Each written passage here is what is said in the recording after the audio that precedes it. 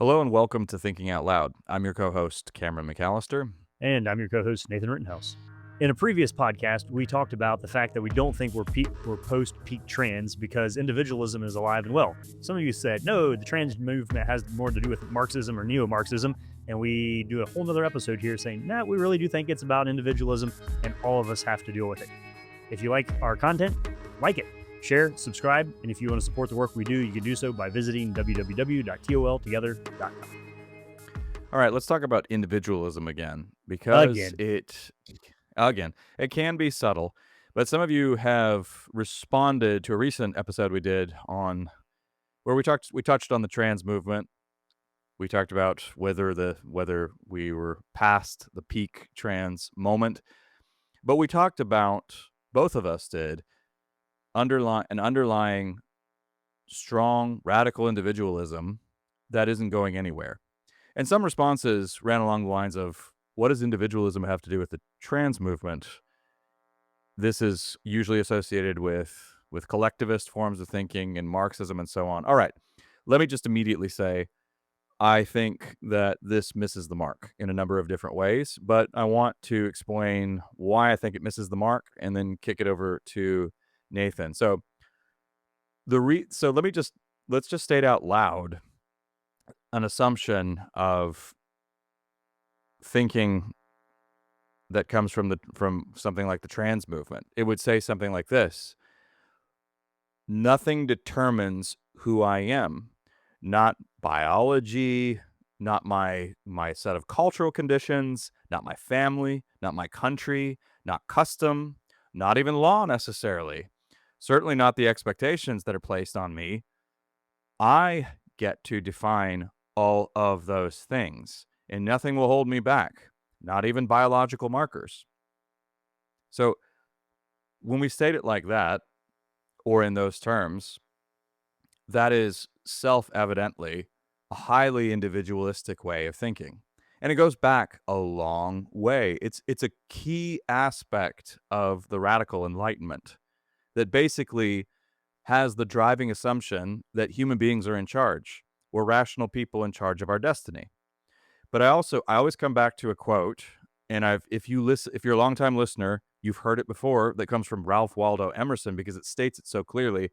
And I need to give credit where credit is due, not just to Emerson, but the connecting this quote to current day contemporary, not evangelicalism, contemporary individualism.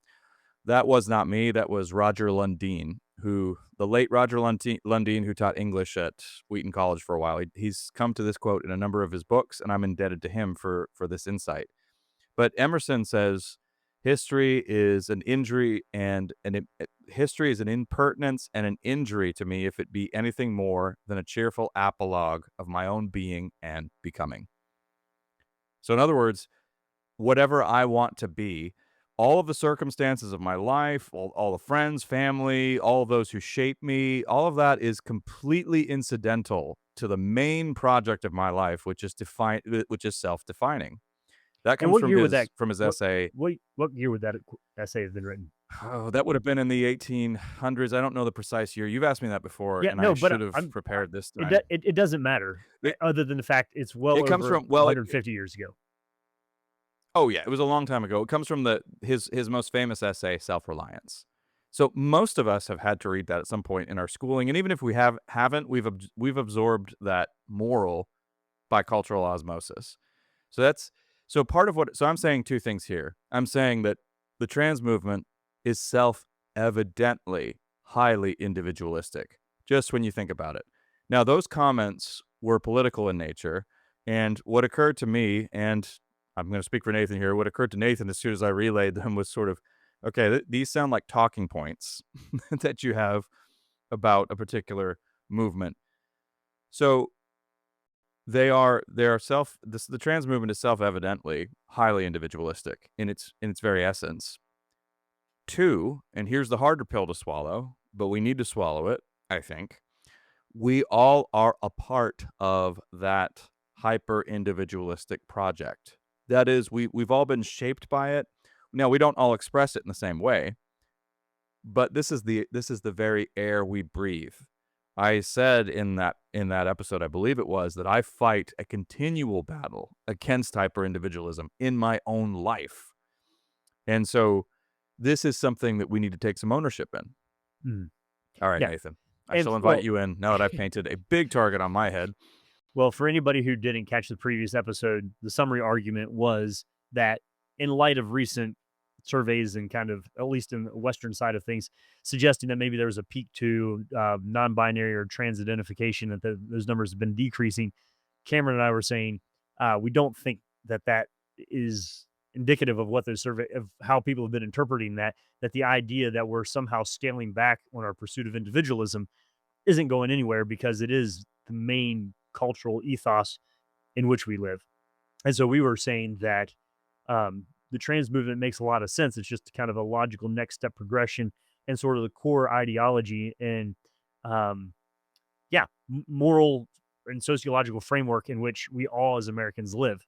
Some people then were pushing back on that and saying, no, trans doesn't have anything to do with individualism. It has to do with like Marxism or neo Marxism or something like that. And that's where Cameron started getting a little like, wait a second, how are we not communicating clearly enough here on this point? So this is sort of a second layer of paint to convince you that rather than having a kind of a handy handle and being like they over there have this problem, that we're saying actually if you're thinking with and you've been formed by the Western educational system and culture, if you speak English, let's put it, can we say it that bluntly maybe? You Sure. think in this way and you need to wrestle with some of the things that perhaps you're condemning other people for, which is fine. You can point out problems in other people's lives, but it's disingenuous not to slow down and wrestle internally with some of the same issues that are probably happening in your life, but are just manifesting themselves in socially or subconsciously more acceptable ways than the trans movement. I I think back to a time, Cameron, I was listening to my grandfather who was counseling a guy who had a particular addiction, and the guy was kind of talking about the uniqueness of his situation, and my grandpa was listening. He's like, "Well," he said, he said, I've never had that particular struggle in my life, but he said, I can tell you that every single day I wrestle with the desire to be my own God, and I've had to fight that every day of my entire life, and I can identify deeply with you in that area. And then on to a productive conversation about how do we both collectively as men live in a world in which we don't think of ourselves as the primary orienting reality of our lives. And so it's in that ability to step back and say, hey, you're wrestling with this type of a thing. I haven't, but I have wrestled with the same type of Mhm. the thing that underlies that. Therefore, Yeah. can we make progress forward together? So I think the role of the church is going to be missed if we don't clearly label what some of these underlying conditions are. And we just think, well, that's odd over there. But we don't recognize maybe the deviations, perhaps even theologically, within the cultural assumptions that we have imbibed while we're making critiques in the world around us. What I really appreciate about that story, Nathan, is that it doesn't your grandfather doesn't allow this to devolve into an us and them. Well, this Mm. guy's addicted to heroin. So heroin addicts are like that. They behave this way. But instead, because he Who recognizes we're all sinners, and so therefore, we may not all share the same struggles. We won't. But we do all struggle with our fallenness, and we do all struggle as sinners before God. And there's an amazing leveling of the playing field. I don't remember who said it, but Alan Jacobs in his cultural history of original sin, a cultural history, gets this really wonderful phrase, the co-fraternity of fallenness, I think it is, or something mm, like that, where it's a kind of dark point, unifying feature of human life if we can admit we're all fallen creatures. Now, of course, not everybody admits that, but as Christians, we would say that we have our anthropology would say, hey, human beings are fallen. Well, if human beings are fallen, that's going to make us a little bit more circumspect. Not in identifying specific problems, sure, but in saying us and them. The trans people over there, or the Marxist, or the cultural Marxists over there, the neo-Marxists over there. I think we want to steer away from that. Not from being clear on problems and addressing problems and trying to offer answers and trying to be a help, but in trying to somehow distinguish ourselves as, hey, here we are on this sort of we're here in this safe kind of category where nothing touches us, and here's everybody else, all the dark people. We wanna be careful about that. So Very careful about that because it creeps in a lot. so two things here, Cameron. One is that so you can say, hey, there's the person who's addicted to this thing or pursuing this thing as a way of finding satisfaction in their life. Okay, who doesn't enjoy pleasurable things and me like avoiding pain? Yep. We all do it, or instant gratification. We all love it, and so whether or not that person's drowning their sorrows with an illicit substance or Oreos and doom scrolling on YouTube, both of those are responses to. Now, the outcomes of that are wildly different on the impact that it's going to have on your. Maybe you want to depend on the substance, which outcome like it's going to change the way that your body and your brain and your relationships work with everybody because you're focused on a different set of conditions than you otherwise would. So Mhm. there's a way in which these things are similar. Obviously, we can say that the degree of the radical nature of the outcome of them for a communal living is different, but we're trying. I mean, it's the way of Jesus. Hey, did you hear about the tower that fell and killed these people? What's Jesus saying? Luke Mm. 13. Unless you too repent, you also will perish. That like there's this persistent human temptation, even within the religious language, to look over there, look over there, look over there. And Jesus is continuously like, but look in there, look in there, look in there in your own heart. Um, how are you processing this? And so that's the this isn't like, oh, we're trying to justify anything. We're actually saying, no, there's a critique that's at play here that all of us have to deal with. So that's thing number one. Difference of outcomes sometimes from the same impulse. But the second thing is, and this one's a little touchier for us, is that the Bible is highly collectivist in its framing of a person. And so there's a the well, I've already quoted him once. It's like Grandpa's line about our salvation is personal, but it isn't individualistic. If you're looking at this from a New Testament perspective, they had an experience with Christ, and then that radically translated in the way in which they thought of themselves as the people of God. So there Mhm. isn't such a thing as an individual eternally isolated in salvation kind of like that. And I think we are also lost in the fact that a large chunk of the U's, the word you, Y-O-U in the New Testament are plural you. Like the old like King James has ye in there. So it used thou singular you, ye plural you. I think there have been some Not Kanye West. not Kanye Just kidding. West ye. Like really you need a y'all in your translation. Like y'all work out your salvation with fear and trembling. Um, is more of the sense in which there is a broader definition of a communal expectation in conformity with the image of Christ, rather than the individual becomes the paradigmatic lens through which we see our participation in the community. And this is where I think there are passages in the New Testament or the Bible as a whole, as you're reading it, where you feel like maybe there is a tension between Emerson and Ephesians. And as a Christian in modern culture, we live in Yep. that balance. Well, we can't be understood apart from our relationships. That is who we are through and through, first and foremost, as creatures made by God, but also as sons and daughters and brothers and sisters, friends, coworkers. Human beings are inherently relational. Now, that should be a truism. We all know that, but we're also in saying that and trying to live along those lines, we're working against some very deeply entrenched ideas that have been around since for a while, but since the 1700s in earnest. And, from people like Hobbes and John Locke and others like that, who have painted a kind of atomistic picture of human life. Now, before we go too far down there, this is also very on brand. When I talk about individualism in a negative sense, I try to use words like radical individualism or hyper individualism. So let's say a few words in favor of individualism, because individualism itself is not always bad.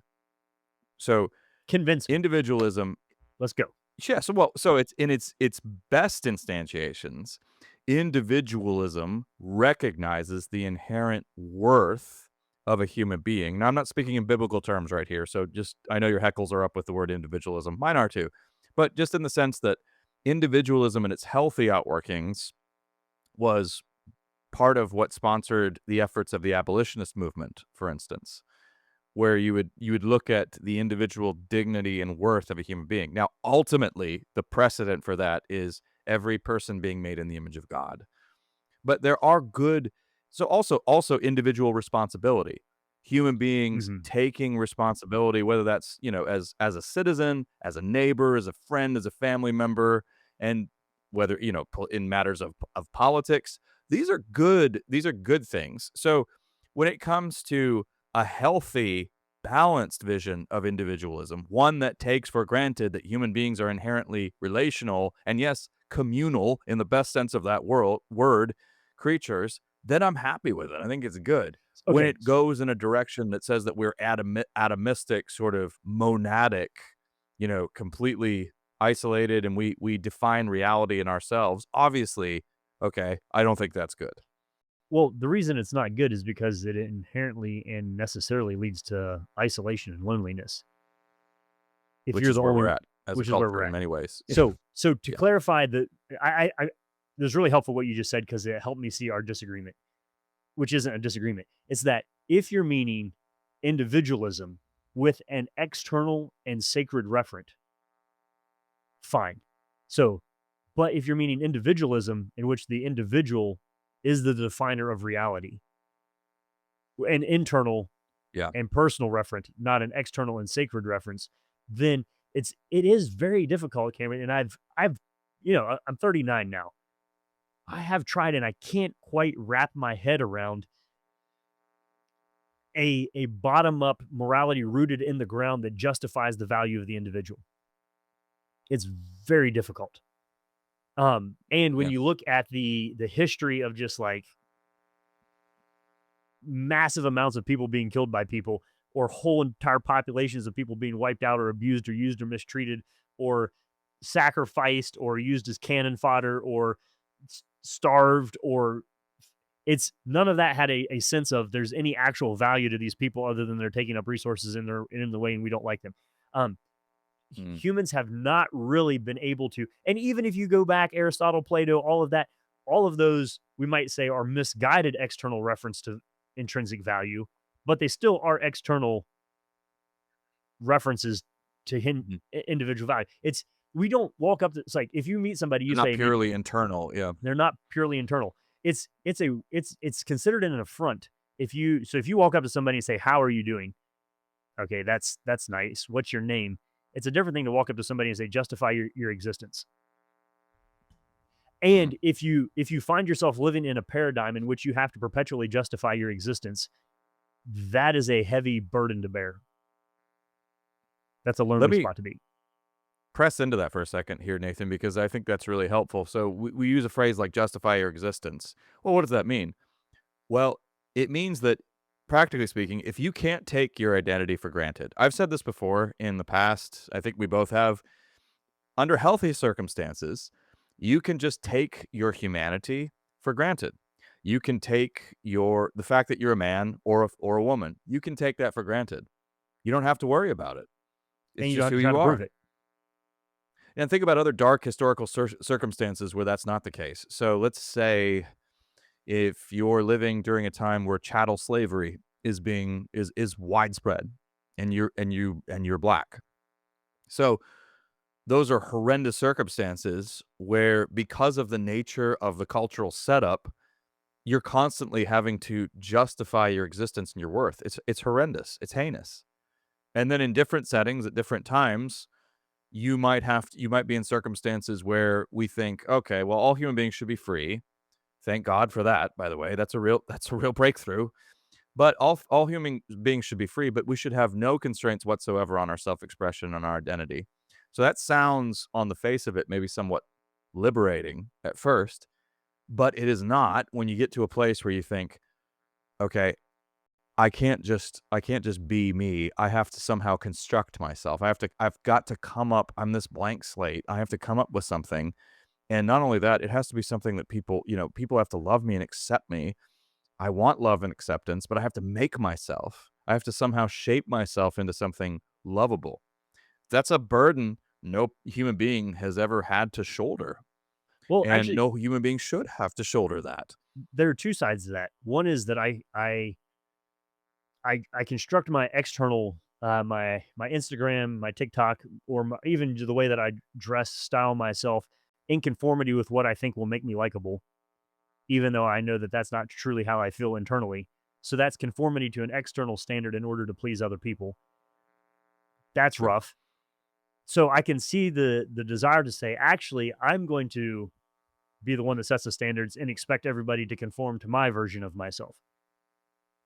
I can see how that would be an appealing, and nobody thinks through it in these categories of like this is what I'm doing, but I'm speaking with a No, broadly here of we're and this is spelling it out. and this is not about Yeah. being again, to be clear, we're not talking about being trans here. We're talking about a much broader understanding of Oh, we're how it is that yeah, we this is see all of ourselves us. fitting it. So that's the whole point Yeah. of this podcast is this is all of us trying to wrestle through this. Um, welcome to the ride. Think about how Christians yes, Christians do this in in evangelical circles, how do I, put together a respectable and acceptable, Christian image that reflects my politics, that reflects my taste, that, all I mean, in s in significant to a significant degree, we're all shaped by this impulse, and we're shaped by this tendency to want to define it also in consumerist kind of terms, in the sense of, here are the products that I identify with, here are the books I read, here's what I listen to. But also, yeah, the impulse, I like that you drew attention to the other side of that, Nathan, which is I want to do away with all external standards, and I wanna try to be the author of my own script. But again, we're describing habits that also can't can't but lead to loneliness and isolation, Well, and a okay. sense of feeling misunderstood. Well, let's talk about some of the implications of this in other categories of our lives. Let's go political here for a second. So your Mhm, Emerson types are going to talk about the disillusionment with external constraints because they believed in a system in which you mhm, could self govern in order to live in community well. That's not the same. So that's liberty, but that's not liberalism. Liberty is about right. self control, self restraint, self governance in order for the value of the good of the community around me. Where a Mhm, different view of liberalism is to say that actually the script has flipped there and that the role of government is to preserve for me the freedom to express myself however I want. So it's not about me governing myself in order to contribute to the collective. It's about the collective supporting my individual choices. So there's and I think this is why you see these almost um, these political conversations that are talking past each other so much because those are two very different visions.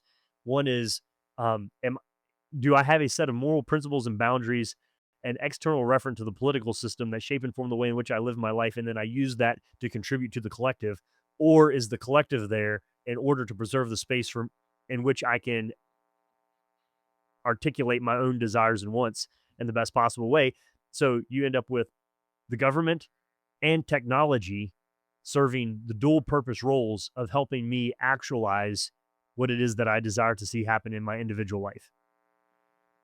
mm, And if we can think in those terms, then we can see that that is a different vision than what we've had historically, culturally, but also more importantly, biblically speaking, that there's a way in which, and we know how this goes just practically speaking, is that you can never receive yourself into feeling like you belong. You only belong when you find a way in which you can contribute to that group or that community. That's when you know you're in. If you show up to the church for dinner, you're only there, you eat and you leave. That's different than if you eat and then you stay and stack the tables and you had made a casserole beforehand and you helped do the dishes and laughed with everybody while you're mopping up the floors. Those are two different mhm, ways of engaging something. One is you're receiving from it, one is you're contributing to it. And if you can have a broader vision of the thing that you're contributing and that you're producing, so that you see yourself as mhm. a producer rather than a consumer, then there's a satisfaction as the individual in participation with something that is broader than ourselves that we as humans crave at all levels, whether it be interpersonal or religious, that gives us, I think, a hint onto which one of these provides the most stable outcomes. When you're a part of something, a movement or something that's larger than yourself. So what would it mean for us? I think this is a question worth wrestling with for all of us. What would it mean to live practically in light of of the reality that we are made by God and for God, Or how and about that you are not your all own, you right, were bought with a price, therefore honor God with your bodies. yeah. What does it mean practically to live in the light of that fact that we actually can take our identity for granted, or you know, for for you have died and your life is hidden with Christ in God, and when Christ, who is our life, is revealed, then you also will be revealed with him in glory. These are wonderful truths to internalize. And so what would it mean as we work together as Christians for a common cause? I mean, we're rooted in a common mission to serve our Lord and our neighbor. And we're to do that where we are in our particular place, in the particular place that we call our home. So if that is the practical reality of our day-to-day existence, it's going to be a tangible hope for many who want that. It will be Mhm. immensely attractive, but in the best sense of that word, not in the sense of you trying to do some sort of a bait and switch or trying to adapt the Christian message for the culture and accommodate. None of that. In fact, all of that that I've named, although it sounds so wholesome, it's profoundly countercultural. I Mhm. mean, it flies in the face of so much around you. But if we do that, if we're working and we're taking our and honestly, and here's the other interesting feature here, Nathan, and we all know this is true. But if the more you live for yourself, the more you start to lose yourself and the more you start to thin out because Wait you a actually second. don't There's a have the sentence rich about this, like and whoever wants to lose his life, yeah, some wise guy said, yeah, wants to whoever find his life. which shall lose it, whoever seeks me will gain it. Yeah, right. But that's practically true because even if you, even in non-Christian terms or just, there are, in there are plenty of musicians and artists who have said something along these lines, and it's true. If you live for others, now you want to live for others for Christ's sake, ideally speaking, but if you devote yourself to others, you'll get yourself thrown in. You'll find yourself in those pursuits. That's how so I'm saying that there are unique features to you. That's the beautiful thing about Christianity. You do have a unique personality, and you don't have it on accident. It's not displaced. The Lord's made you weird and given you quirks for a reason. But those weird features, those idiosyncrasies are there for the service of God and for the service of others. Oh, okay. And unless you're being a servant, you're not gonna find them. You won't see that, but you'll find yourself by pursuing God and others. So just to back that up a second, you look at the Emerson's idea wrong. of spiritual, the idea of spiritual gifts and the different gifts, different talents, different abilities all over the New Testament that's talked about. Why? For the edification of the body, for the building up of the other, for the strengthening of the church, for the equipping the saints for ministry. It's every gift is given for an external. So the quirks that you have in your individual oddities are not made for your TikTok channel. They're made as a gift to the community around you. And so, I mean, it's the way in which you ask the question, what does it look like for us to start doing this? One is to recognize that if your greatest cultural engagement action is voting and typing, you're missing it. And it starts at the point of not my will, but yours be done. So that thy will be done is the most terrifying prayer in scripture. But this is the secret, I think, to the surprised delight and joy that people find in coming into the church is that there's more freedom within the boundaries of the will of God than there is within a boundless castle that I've created on my own. That Mm. there's something that just doesn't work about that There's a practical, almost as if I was created for something else sort of reason in which that never manifests itself um, in a way that's Mm, long term palatable. mhm. I'm confident we have only scratched the surface, but the goal is to inspire thought, and I think we've done that. I hope we haven't made you too irritated, maybe a little bit irritated, because thinking involves being irritated sometimes. It just does. It involves being uncomfortable. It involves wrestling with tensions. These are good things for us to do. They're good. Sometimes they're good, like eating our broccoli. Sometimes they're more fun. But hey, we got to do it. But thank you for being a thoughtful listener and a thoughtful audience. And in case you missed it somewhere in all of this, you've been listening to Thinking Out Loud, a podcast where we think out loud about current events and Christian hope. Thanks for listening to Thinking Out Loud. If you'd like to learn more about what we do, book Nathan or Cameron, or if you'd like to support us financially, whether through a one-time donation or on a monthly basis, you can do so on the donate page at www.toltogether.com. That's toltogether.com. And please consider leaving us a 5-star rating and sharing this content with your friends. It really does help.